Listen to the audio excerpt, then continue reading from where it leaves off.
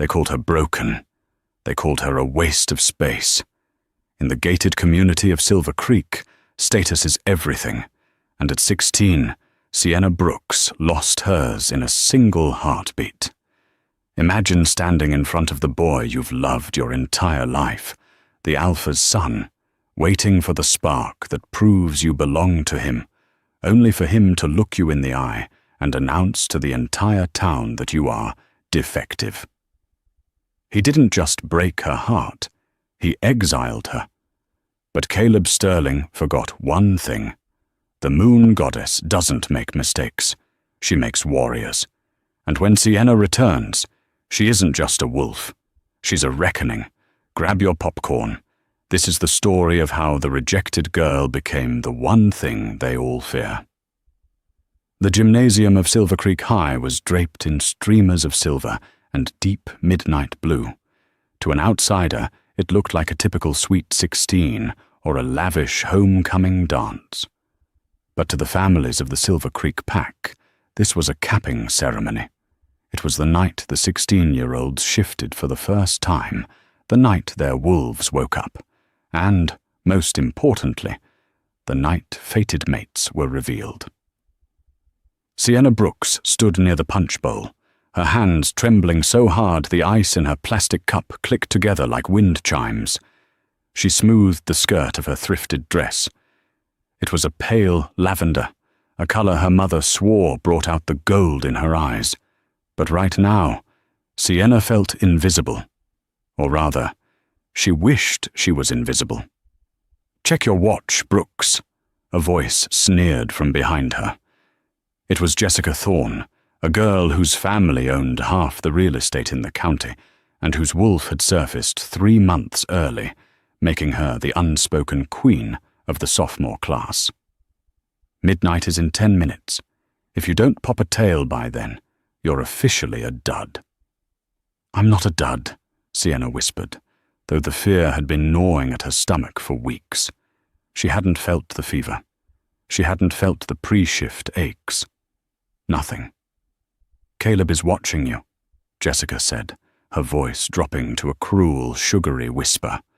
"Don't embarrass him, Sienna. He's going to be Alpha one day. He can't have a mate who's empty."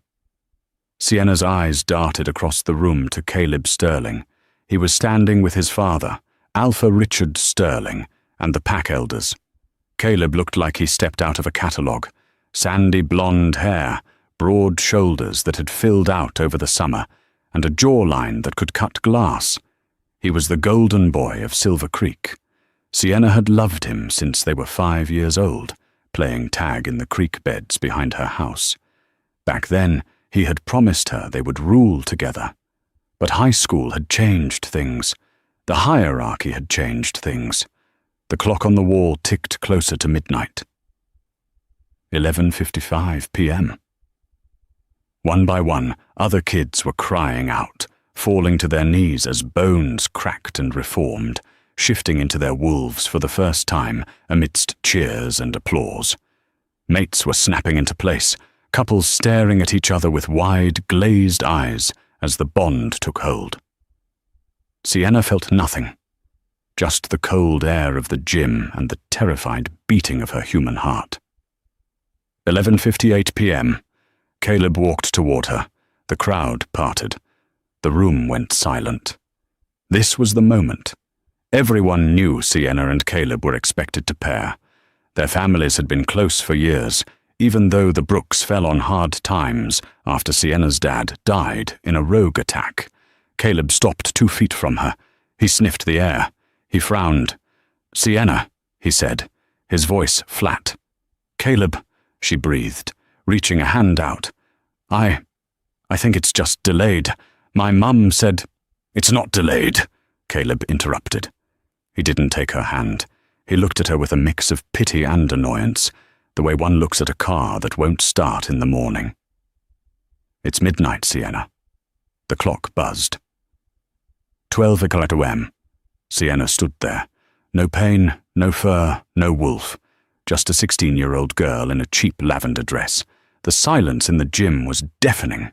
Alpha Richard Sterling stepped up beside his son, his face hard as granite. He placed a hand on Caleb's shoulder. "Son, the pack needs strength. You know what must be done." Caleb took a deep breath. He looked at Sienna, and for a second she saw a flash of regret. But then he looked at the crowd, at the expecting faces, at Jessica smirking in the corner, and his expression hardened.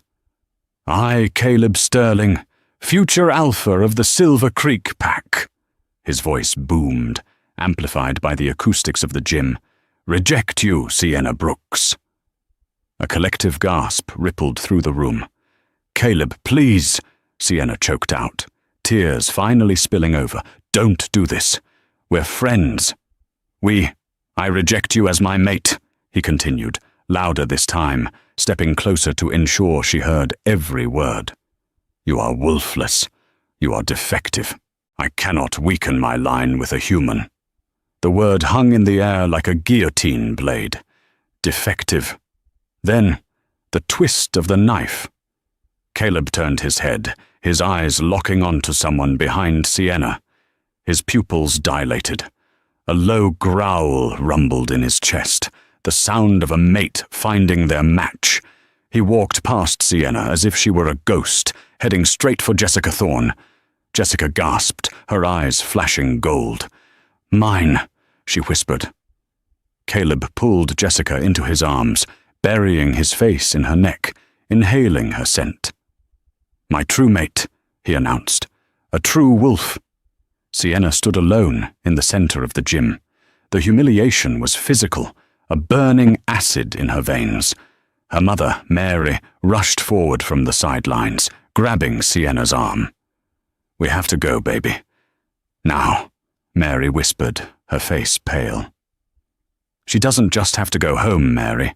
Alpha Richard's voice stopped them. The Alpha looked down at Sienna with cold indifference. "Pack law is clear. Wolfless adults cannot live within the inner circle. It's a security risk. She has 24 hours to vacate pack lands." "She's 16!" Mary screamed, her voice cracking. "She's a child." "She is a liability," Caleb said. He was still holding Jessica, but he looked back at Sienna one last time. His eyes were cold. "Get her out of here. She smells like nothing." The next 6 hours were a blur of packing boxes and stifled sobbing. The Brooks' small cottage on the edge of the territory was stripped bare. Sienna moved like a zombie. She couldn't stop hearing the word defective. She couldn't stop seeing Caleb's hand on Jessica's waist. "Where will we go?" Sienna asked, clutching a framed photo of her late father. "Seattle," her mother said, shoving clothes into a duffel bag. "I have a cousin there. Humans live there, Sienna. You can have a normal life. College, a job, no packs, no alphas. I don't want a normal life." Sienna whispered to the empty room. "I wanted him." They left at dawn. As their beat-up sedan crossed the border of the Silver Creek territory, Sienna felt a strange sensation. Not the snapping of a bond, but a tearing. It felt like a hook being ripped out of her chest. She screamed, clutching her heart, curling into a ball in the passenger seat. "Sienna! Sienna, breathe!" her mother shouted, swerving the car. Then darkness. Seattle was grey, rainy, and wonderfully anonymous. Sienna Brooks, now 20, walked briskly down Pike Street, clutching a portfolio. She had changed. The lavender dresses were gone, replaced by sharp blazers and combat boots. Her hair, once a mousy brown, was now dyed a stark, icy blonde. She hadn't just survived. She had adapted. She was a junior architect at a prestigious firm, a prodigy who worked harder than anyone else because she had nothing else. No social life, no dating, just work. But she wasn't normal. It started 6 months after they arrived in the city. The headaches, then the fever. Doctors called it a mystery autoimmune flare-up. Sienna knew better. Every full moon, her bones didn't break, but they burned. She would lock herself in her apartment bathroom, turning on the shower to drown out her own whimpers. She wasn't shifting, but something was trying to get out. And then there were the dreams. In her dreams, she wasn't a wolf. She was something larger, something white. She ran through snow-covered forests, and when she howled, the sound didn't just echo. It made the trees shake. She never told her mother. Mary Brooks was happy, pretending they were normal humans. It was a Tuesday in October when the past came knocking. Sienna was sitting in a coffee shop near the Space Needle, reviewing blueprints for a new eco-hotel, when the bell above the door chimed. The scent hit her first. Pine, rain, and rot. It was a wolf scent, but it smelled sick. Sienna stiffened, keeping her head down. She didn't have a wolf, so she shouldn't have been able to smell them this clearly. That was another defect that had developed recently. Her senses were sharper than any tracker she'd ever known. I'm telling you, Alpha, the investments in the north failed. We need liquid cash, or the territory lines will have to shrink. Sienna's pen froze. She knew that voice. She peeked through her lashes. Standing at the counter, looking exhausted and older than his 20 years, was Caleb Sterling. He looked terrible. His skin was sallow, his eyes shadowed. He wasn't the golden boy anymore. He looked like a king whose crown was too heavy. Beside him was a man Sienna didn't recognize, a beta, judging by his posture. "Just get the coffee, Liam," Caleb snapped. "We have a meeting with the banking consortium in an hour. If we don't secure this loan, Silver Creek is done." Silver Creek is done? Sienna felt a vindictive thrill shoot through her. The pack that rejected her was failing. She should have stayed hidden. She should have let them walk out. But 4 years of anger bubbled up in her throat. She stood up, gathering her blueprints. "It's funny," Sienna said, her voice clear and steady. "I thought alphas were supposed to be self-sufficient." Caleb spun around. His eyes widened. He squinted, as if trying to place her face. "Excuse me?" "You look tired, Caleb," she said, stepping into the light. "Trouble in paradise with Jessica? Or is the whole pack just defective?" The recognition hit him like a physical blow. "Sienna?" He took a step toward her, and instinctively he inhaled. Sienna braced herself for the insult, for the "you smell like nothing." But Caleb didn't sneer. His eyes went wide, his nostrils flaring. He took a massive, shuddering breath, looking at her as if she were a glass of water in a desert. "You," Caleb whispered, his voice trembling. "You smell like ozone. Like the storm." He reached out, his hand shaking. "Sienna, why does my wolf want to bow to you?" Before she could answer, the door swung open again. A woman stormed in. It was Jessica. She was dripping in designer brands, but her face was pinched and angry. "Caleb, stop talking to the help, we have to." Jessica froze. She looked at Sienna. "You," Jessica hissed. "The dud." "Actually," Sienna said, picking up her architectural portfolio, worth more than Jessica's car. "It's Miss Brooks, and I'm late for a meeting. If you need a loan, try the bank down the street. I hear they have low rates for charity cases." Sienna turned to leave, her heart hammering. "Wait!" Caleb lunged, grabbing her wrist. The moment his skin touched hers, a shockwave blew out the coffee shop windows. Glass shattered inward. The espresso machine hissed and sparked. Patrons screamed and ducked under tables.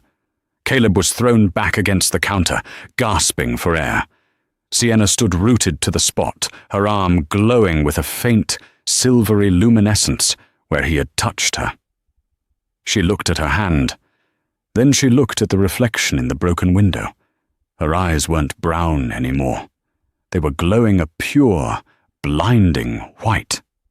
A voice, ancient and feminine, echoed not just in her head, but in the room, vibrating through the floorboards. "The test is over, child. The dormancy is lifted." Sienna clutched her chest as a pain, sweet and agonizing, ripped through her. "What is that?" Jessica shrieked, cowering behind Caleb. "What is she?" Sienna looked at them, terrified but powerful. She could feel it now. The thing inside her wasn't just a wolf. It was huge. It was ancient.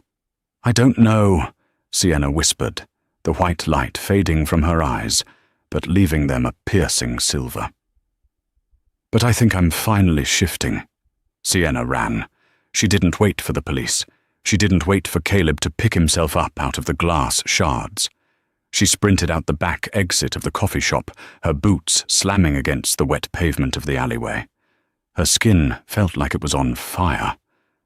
Not the feverish heat of a flu, but a searing, radiant energy that felt too big for her body. Every heartbeat sounded like a war drum in her ears. Boom! Boom! Boom! She stumbled toward the waterfront, instinctively seeking the cold of the Puget Sound. She needed to cool down. The burning was becoming unbearable. It felt as if her bones were trying to rearrange themselves while she was still sprinting. She found a secluded stretch of rocky beach under the piers, hidden by the shadows of the shipping containers. She collapsed onto the wet stones, gasping. "Mom," she whimpered, pulling out her phone with shaking hands. She needed to call Mary. But as her thumb touched the screen, the device sparked and short-circuited, the glass cracking under the sheer electrical output of her fingertips. "Great," she groaned, tossing the dead phone aside. Then, the pain stopped. It was replaced by a presence, a voice in her mind, not the ancient feminine voice from the shop, but a new one, a primal, ferocious, yet fiercely protective voice. "Let me out, Sienna. We have waited long enough." "Who are you?" Sienna whispered to the empty air. "I am not a wolf," the voice growled, sounding amused. "I am the storm." Sienna threw her head back and screamed as her back arched. The shift didn't happen like the movies. It wasn't instant. It was a terrifying expansion. Her clothes shredded, not because she was getting hairier, but because she was getting bigger. Much bigger. Bones snapped and lengthened with sickening crunches, muscles knit together with supernatural speed. When the transformation was complete, Sienna Brooks was gone. Standing in her place was a creature out of myth. She wasn't a standard wolf. She was massive, standing nearly 7 feet tall at the shoulder. Her fur was a blinding, iridescent white that seemed to glow in the gloom under the pier. Her claws were like obsidian daggers. She was a lichen, and not just any lichen. She was a royal white lichen, a bloodline thought to be extinct for 300 years. "We are beautiful," her beast purred. "Indeed you are." The deep, baritone voice made the massive white wolf spin around, a low growl rumbling in her chest that vibrated the nearby pylons. Standing 10 feet away, unbothered by the rain or the terrifying predator in front of him, was a man in an impeccably tailored charcoal suit. He held a black umbrella in one hand and a calm, calculating expression on his face. This was Dominic Graves. The tabloids called him the Wolf of Wall Street, but in the supernatural world, he was the alpha of the Obsidian Shadow Pack, the largest, wealthiest, and most lethal pack on the West Coast. He didn't bow. He didn't flinch. He simply stared at her with eyes the color of dark chocolate. "I felt the energy spike from my office in the tower," Dominic said, gesturing vaguely toward the skyline. "I thought it was a rogue bomb. Imagine my surprise when I find a royal lichen hiding under a pier like a wet dog." Sienna growled, snapping her jaws. "Peace, Your Highness," Dominic said, lowering the umbrella slightly. "I'm not here to fight. I'm here to offer you a blazer. You're going to be very naked when you shift back, and the Seattle police are about 3 minutes away." The white wolf hesitated. She sniffed the air. Dominic smelled of expensive scotch, gunpowder, and absolute authority. He was an alpha, but he didn't smell like Caleb. Caleb smelled like desperate command. Dominic smelled like established power. "He is strong," her beast noted. "But we are stronger," Sienna focused, willing the shift to reverse. It was agonizing, shrinking back down, the cold air hitting her human skin. As the fur receded, she huddled on the rocks, shivering violently. Dominic turned his back respectfully, removing his suit jacket and tossing it backward. It landed perfectly over her shoulders. "Cover up, Miss Brooks," he said. Sienna pulled the jacket tight. It was warm and smelled like him. "You know my name?" "I know everything that happens in this city." Dominic turned around. His face was severe, handsome in a jagged, intense way. "I know you're the architect who designed the Helix Bridge. I know you live with your mother. And I know you were exiled from Silver Creek 4 years ago by a boy who clearly has brain damage." Sienna stood up, her legs shaky. "He called me defective." Dominic laughed, a dry, humorless sound. "Defective? You are a white lichen. In the old texts, your kind were the judges of alphas. You are the closest thing to a physical manifestation of the moon goddess we have." He stepped closer, his expression sobering. "Do you know why you didn't shift at 16? Sienna shook her head. "Because a lichen isn't triggered by puberty," Dominic explained. "It's triggered by necessity, or rage, or the proximity of a threat to your soul. Seeing your fated mate, the one who rejected you, suffering. That woke her up. He's not my mate," Sienna spat, surprising herself with the venom in her voice. "He rejected me." "The bond doesn't care about words, Sienna," Dominic said softly. "But you have a choice now. You are powerful enough to challenge him. You are powerful enough to take his pack, his land, and his title if you wanted." "I don't want Silver Creek," Sienna said, wiping seawater from her face. "I just want to be left alone." "You have white fur and glowing eyes," Dominic countered. "You will never be alone again. Every alpha from here to New York will come for you.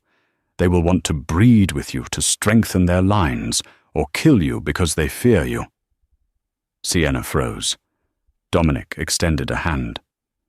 "Come with me. My pack operates differently. We run corporations, not communes.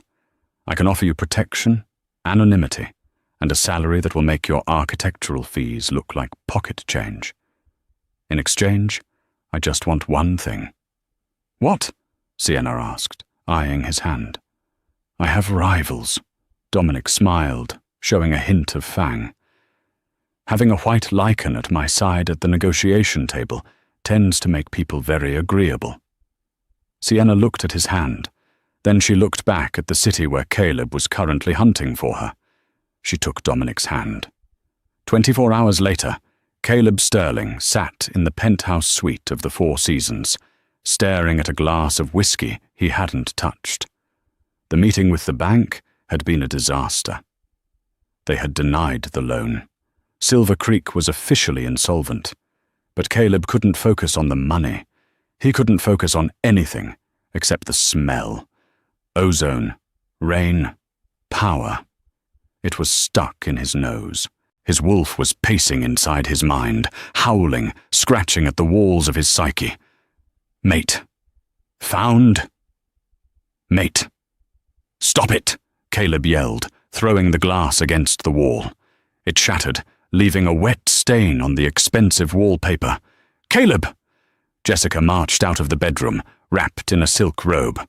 "Stop breaking things. We have to go back to the pack. My father says if we don't get the money, we can start selling off the timber rights to the humans." "Is that all you care about?" Caleb looked at her with sudden revulsion. Money. Status? That's all you cared about 4 years ago, Jessica snapped. Don't get high and mighty with me, Caleb. You rejected the dud because she was useless. You chose me because I'm strong. We are a power couple. She wasn't a dud, Caleb whispered, sinking onto the sofa. Did you see her eyes, Jess? She's a lichen. The legends say lichens only appear to correct a great imbalance. She's a freak, Jessica dismissed, pouring herself a drink. Probably hopped up on dark magic. That explosion was a trick. It wasn't a trick, Caleb roared, his alpha voice causing the windows to rattle. Jessica flinched, dropping the bottle. My wolf recognized her, Caleb said, his voice breaking. When I touched her, I felt the bond. It wasn't gone, Jessica.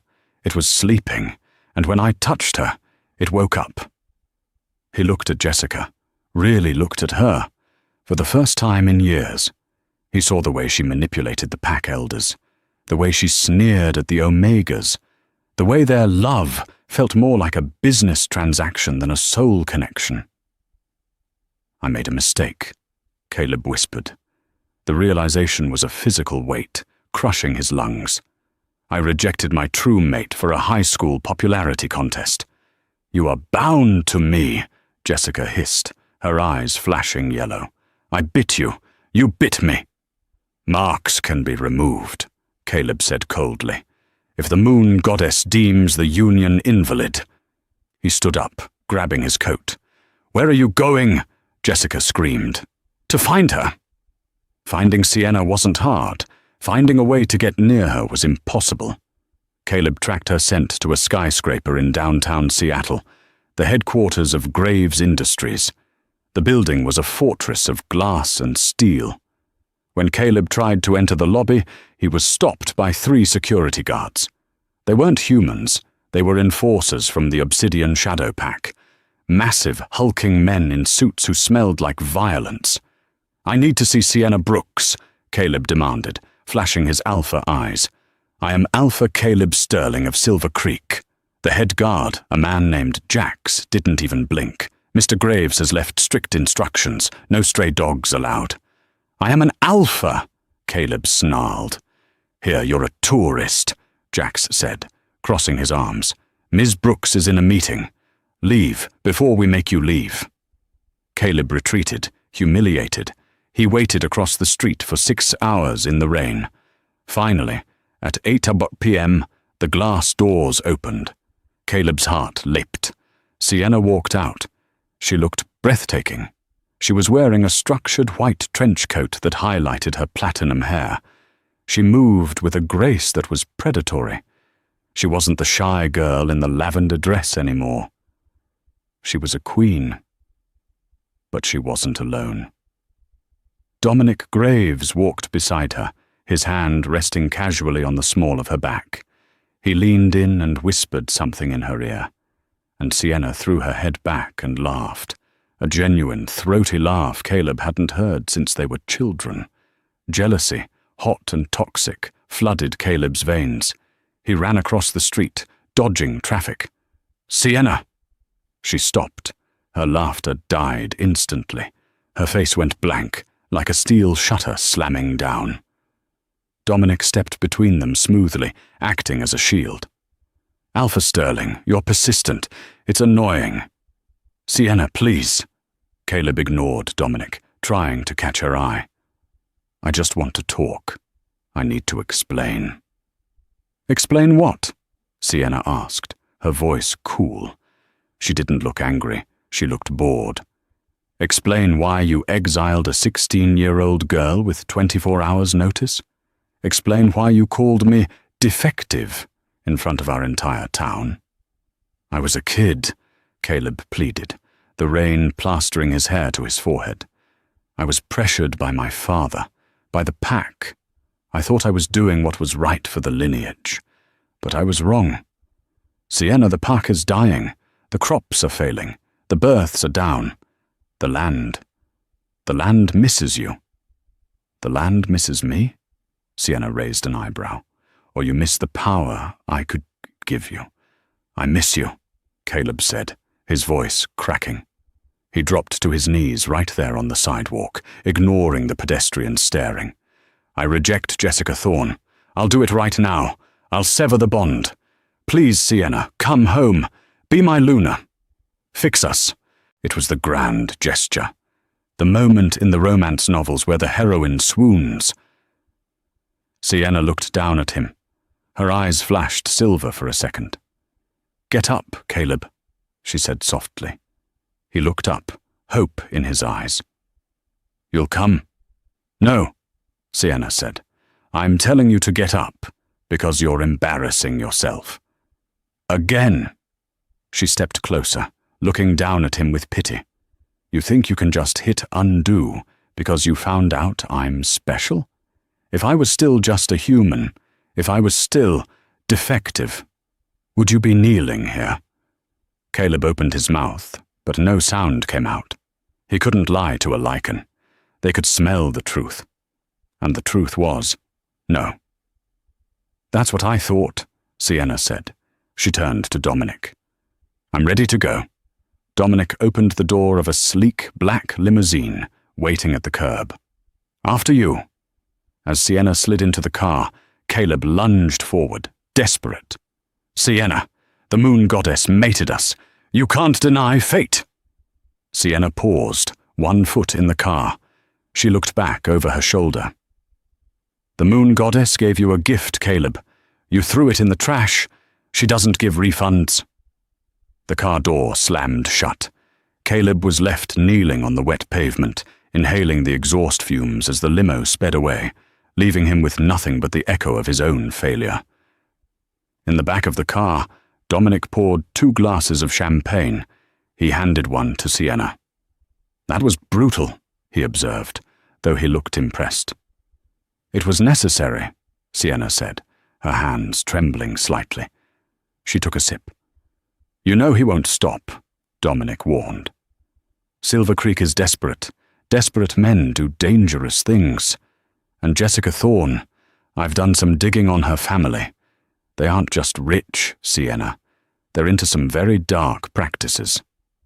Blood alchemy. If they can't have you, they might try to bind you. Sienna's eyes began to glow that eerie white again. Let them try, she whispered. I'm not the victim anymore, Dominic. I'm the storm. Dominic clinked his glass against hers. To the storm, then. The winter solstice ball was the one night of the year when the territorial lines were drawn in champagne rather than blood. Held at the historic Fairmont Olympic Hotel in downtown Seattle, it was a neutral ground where alphas, betas, and visiting dignitaries mingled to discuss trade agreements and treaties.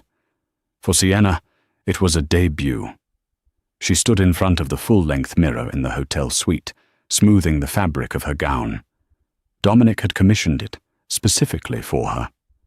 It was a liquid silver silk that clung to her frame like a second skin, with a high slit up the thigh and a back that plunged dangerously low. You look like a weapon, Dominic said, appearing in the reflection behind her. He wore a tuxedo that cost more than the house she grew up in.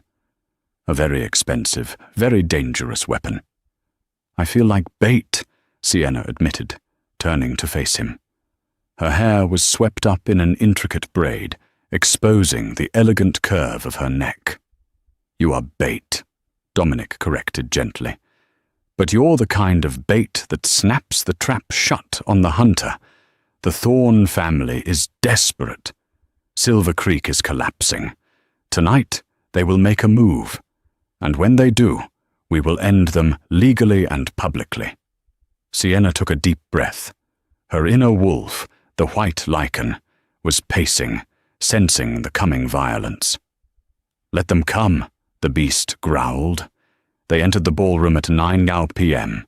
The moment the announcer called out, Alpha Dominic Graves of Obsidian Shadow and Ms. Sienna Brooks. The music literally stopped. Hundreds of heads turned. Whispers hissed through the room like steam. Everyone knew the story by now. The gossip mill had been churning for weeks. The rejected mate, The white wolf. Sienna kept her chin high, her arm looped through Dominic's. She saw them all. The alphas who looked at her with hunger, the lunars who looked at her with jealousy. And then she saw Caleb. He was standing near the bar, looking haggard in a slightly ill-fitting suit. He held a drink with a white-knuckle grip. When he saw her, the pain on his face was so raw it was almost hard to look at. He took a step forward, but his father, Alpha Richard, grabbed his arm, holding him back. "Ignore them," Dominic murmured, guiding her onto the dance floor. They danced. It was a waltz, slow and deliberate. Sienna felt eyes burning into her back. "May I cut in?" The voice was sickly sweet. Sienna turned to find Jessica Thorne standing there. She looked manic. Her red dress was too bright, her makeup a little too heavy to hide the dark circles under her eyes. Dominic stiffened. "Not a chance, Jessica." "Oh, relax, Dominic," Jessica laughed, the sound brittle. "I just want to talk to my old classmate, girl to girl. I want to apologize." Sienna looked at Dominic. She gave him a small nod. "It's okay. I can handle her." Dominic hesitated, then stepped back, though he didn't go far. "I'm watching." Jessica smiled, linking her arm with Sienna's and pulling her toward the balcony doors. The cold winter air hit them as they stepped outside, the noise of the party fading behind the glass. "Nice dress," Jessica said, leaning against the stone railing. "Very new money." "What do you want, Jessica?" Sienna asked, crossing her arms. "If you're here to beg for money for Silver Creek, talk to Dominic's finance department." Jessica's face twisted. "You think you've won, don't you? Because you have the magic wolf? Because Caleb cries your name in his sleep?" "I don't care what Caleb does," Sienna said coldly. "You wanted him. You got him. Enjoy the prize." "He's not a prize," Jessica hissed. "He's a broken mess. He won't mate with me. He won't mark me. He says he feels dirty because of what we did to you." She took a step closer, her eyes manic. "We did everything right. We followed the rules. You were defective. You were nothing." "I was never nothing," Sienna said, her voice dropping an octave as her wolf surfaced. Her eyes began to glow silver. "I was just waiting." Jessica flinched, but then a slow, cruel smile spread across her face. "You're right," Jessica whispered. "You are something special. That's why my father is so interested in you." Sienna frowned. "Your father?" Before she could react, the balcony door opened again. A waiter stepped out, holding a tray with 2 glasses of champagne. But as he stepped into the light, Sienna saw his face. It wasn't a waiter. It was a mercenary, and he was holding a device that looked like a high-tech taser. "Now!" Jessica screamed. Sienna spun around to fight, her claws extending. She was fast, faster than any normal wolf. She slashed at the mercenary, tearing through his jacket. But Jessica didn't attack Sienna. She pulled a small remote from her clutch and pressed a button. Inside the ballroom, on the massive screen used for presentations, a video feed flickered to life. It showed a small, terrified woman tied to a chair in a damp, concrete room. A masked man held a knife to her throat. "Mom!" Sienna screamed, freezing in place. The ballroom went silent as everyone watched the screen. "That's right," Jessica said, her voice trembling with adrenaline. "Mary Brooks. Sweet lady. We picked her up in Seattle about an hour ago. My father, Arthur Thorne, sends his regards." Jessica pulled a syringe from her purse. It glowed with a sickly green liquid, highly concentrated wolfsbane mixed with neurotoxin. "Don't shift," Jessica warned, holding the syringe up. "Don't fight. If you do, the man on the screen cuts her throat. If Dominic tries to stop us, he cuts her throat." Sienna stood frozen, her heart hammering against her ribs. She looked through the glass doors. Dominic was running toward them, his face a mask of fury. But he stopped dead when he saw the screen. He couldn't risk Mary. "Good girl," Jessica whispered. She jabbed the needle into Sienna's neck. The fire in Sienna's veins turned to ice. Her legs gave out. The world tilted sideways. The last thing she saw before the darkness took her was Caleb, smashing through the glass doors, screaming her name as the mercenaries dragged her over the balcony railing into the night. Sienna woke up to the smell of rust and old blood. She was chained. Heavy, industrial-grade silver cuffs bound her wrists and ankles to a metal table. The silver burned her skin, keeping her wolf subdued, preventing the shift. She was in what looked like a converted basement of an old estate, stone walls, no windows, and surgical lights buzzing overhead. "Remarkable," a voice murmured. Arthur Thorne, Jessica's father, stood over her. He was a small man, unassuming, in a tweed suit, but his eyes were dead. He held a scalpel, examining her arm. "The regenerative properties are off the charts," Arthur said to someone in the shadows. "Her blood isn't just type A or B. It's pure celestial energy. If we transfuse this into the elite guard, we won't just save the pack, we'll conquer the state." "Is she awake?" Jessica asked, stepping into the light. She looked nervous now, chewing on her fingernail. "Dad, we have to hurry. Dominic Graves will tear the city apart to find her." "Let him come," Arthur scoffed.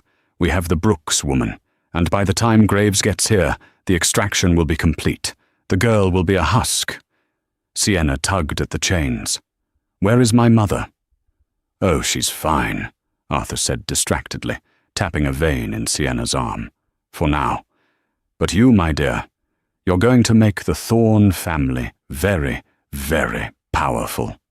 He attached a tube to the IV in her arm. A machine whirred to life. Sienna watched in horror as her blood, bright, glowing red, began to flow into a collection canister. Meanwhile, on the outskirts of the Silver Creek territory, 5 black tactical SUVs tore down the logging road, mud spraying from their tires.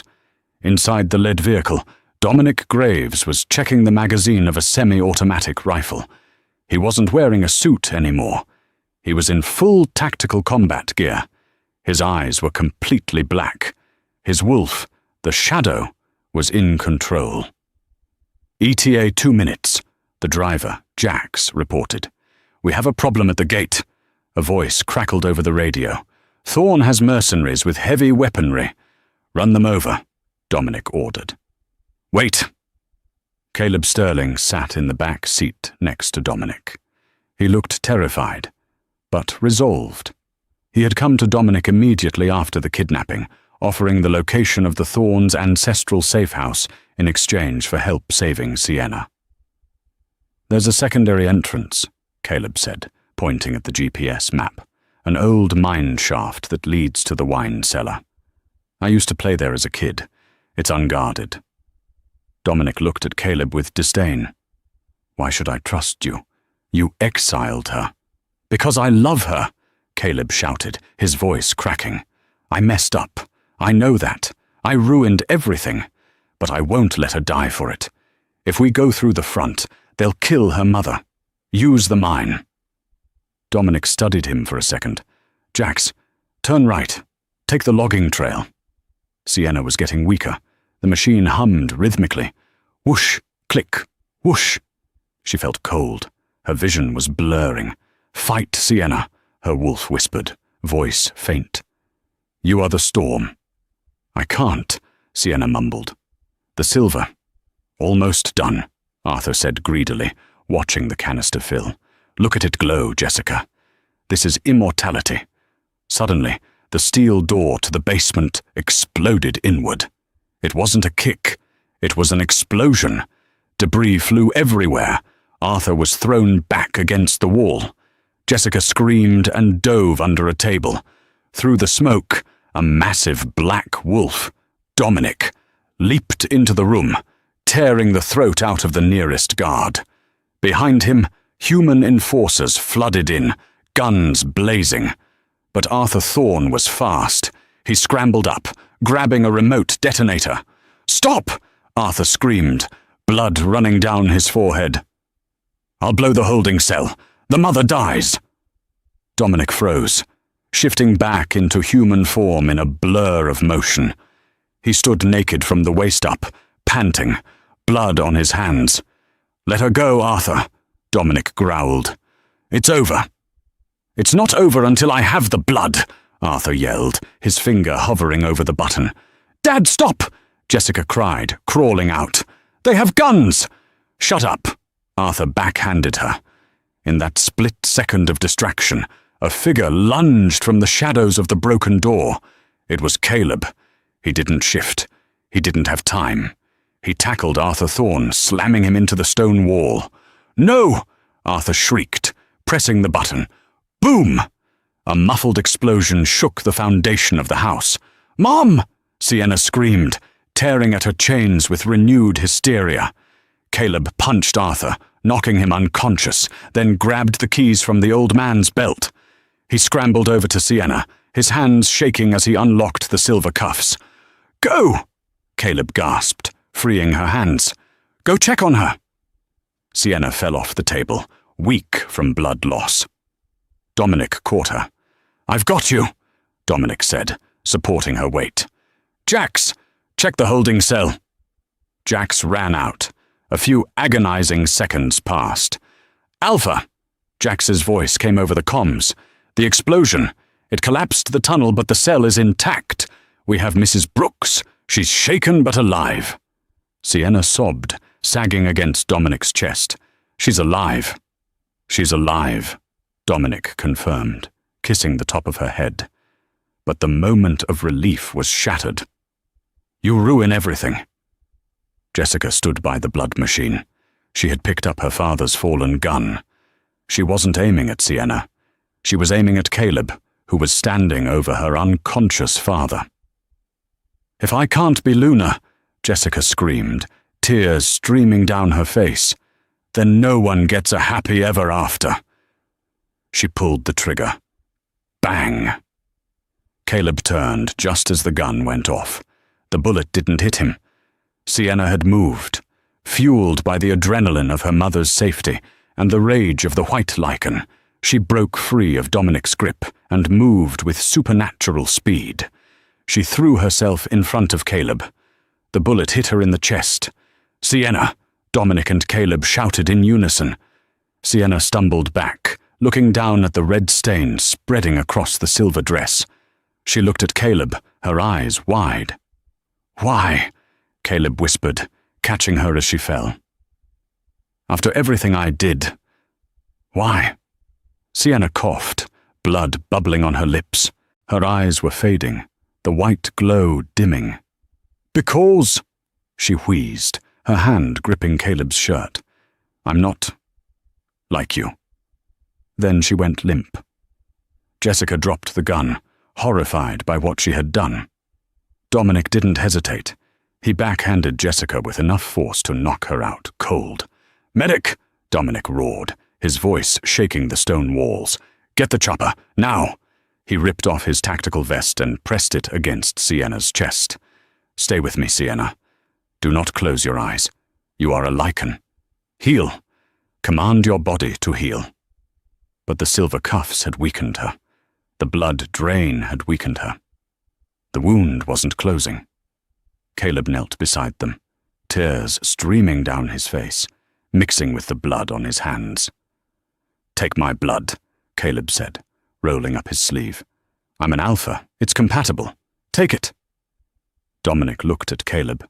For the first time, there was no rivalry, only desperate panic.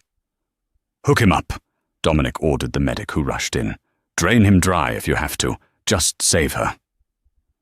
As the world faded to black for Sienna, she felt two hands holding hers. One was the hand of the man who broke her. The other was the hand of the man who saved her. And in the darkness, The moon goddess finally spoke again. The sacrifice is made. The cycle is broken.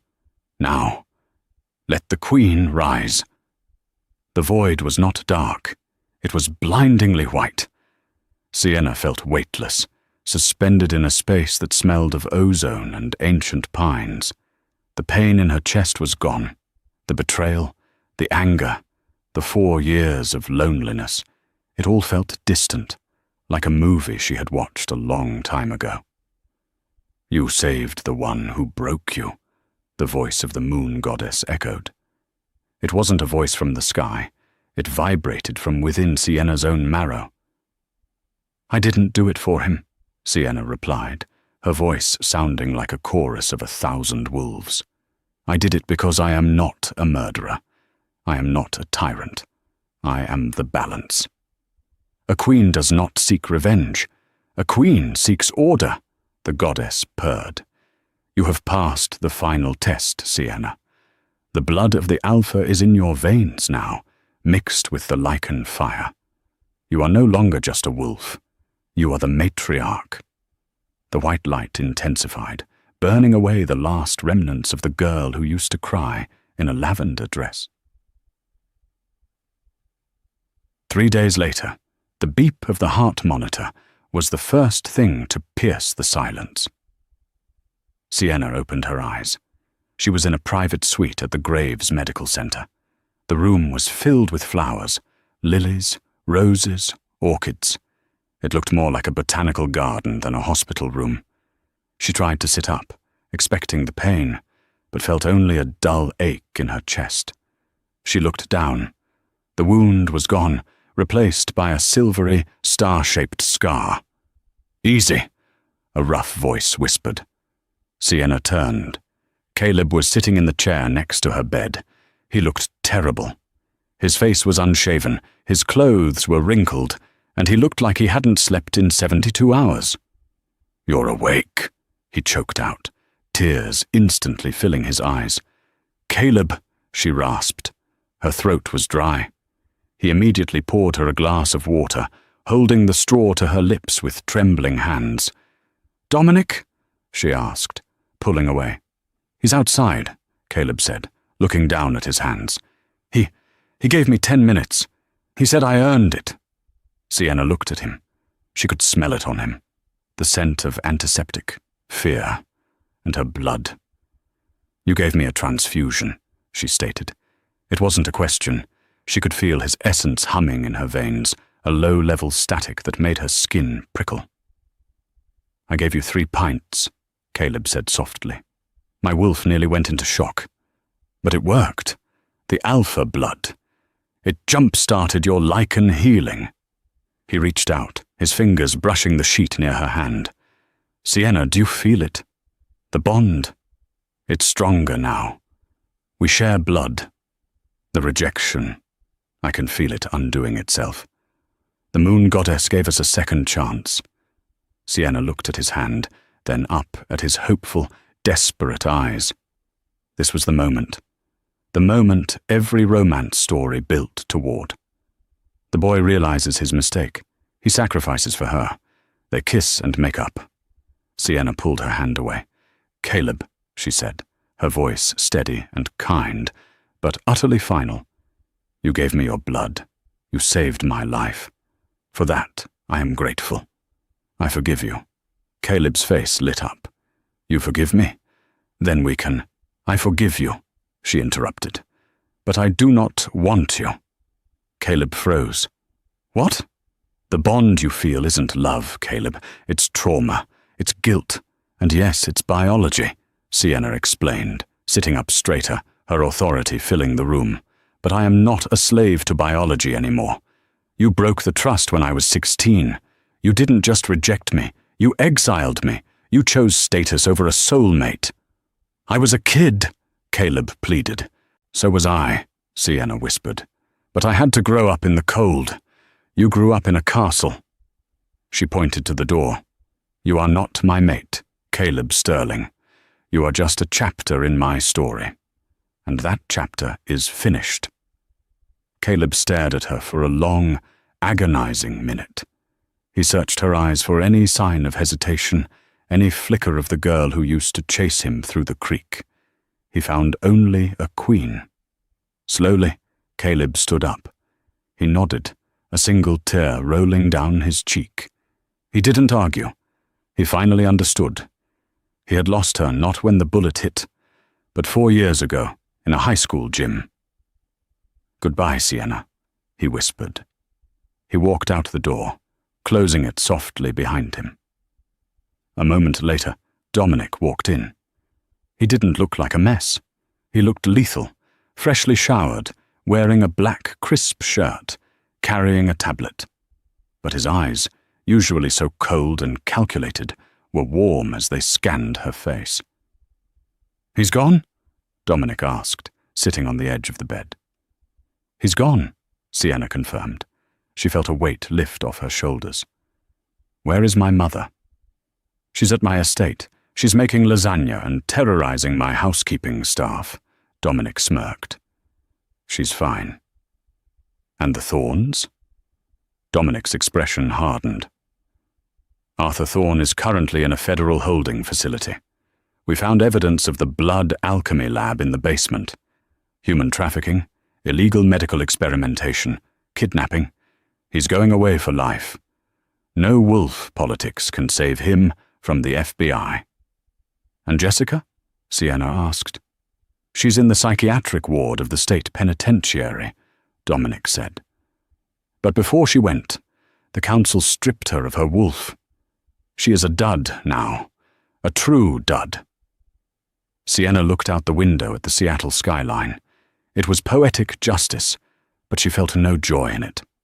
Only relief that they could never hurt anyone again. "And Silver Creek?" she asked. "The pack is bankrupt, without an alpha." "Actually," Dominic tapped his tablet. "That's what I wanted to talk to you about. The Silver Creek elders held an emergency vote this morning. They ousted the Sterling line. They don't want Caleb. They know he's weak." He turned the screen to her. It was a legal document, a deed of transfer. "They want to be absorbed," Dominic said, "by the Obsidian Shadow Pack, but with one condition." Sienna read the bold text at the bottom. "Condition of merger. The territory shall be overseen by the White Lichen, Sienna Brooks." "They don't want me," Dominic smiled. "They want you. You're the alpha they've been waiting for." Sienna laughed, a genuine shocked sound. "I'm an architect, Dominic, not a pack leader."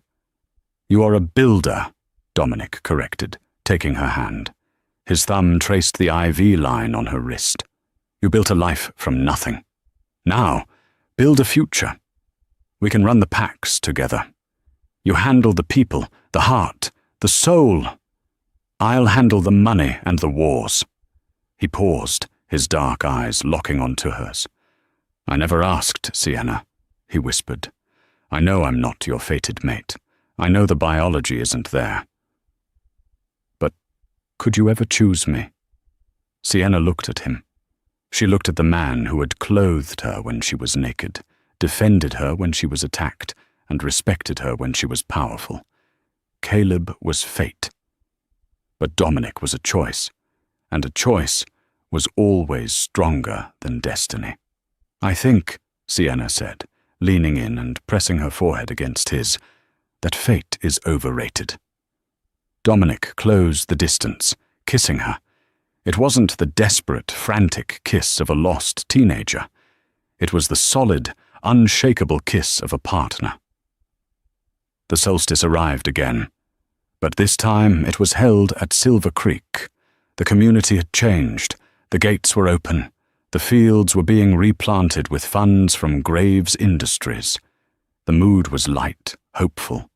Sienna stood on the balcony of the Alpha house, her house now. She wore white, not to hide, but to shine. "Alpha Sienna!" A group of children yelled from the lawn below, waving at her. She waved back, her silver eyes crinkling with a smile. Mary Brooks walked out onto the balcony, holding 2 glasses of lemonade. "You know," her mother said, looking out at the thriving town. They say Caleb moved to Alaska, joined a nomadic pack, working on fishing boats. I hope he finds peace, Sienna said honestly. And you? Mary asked.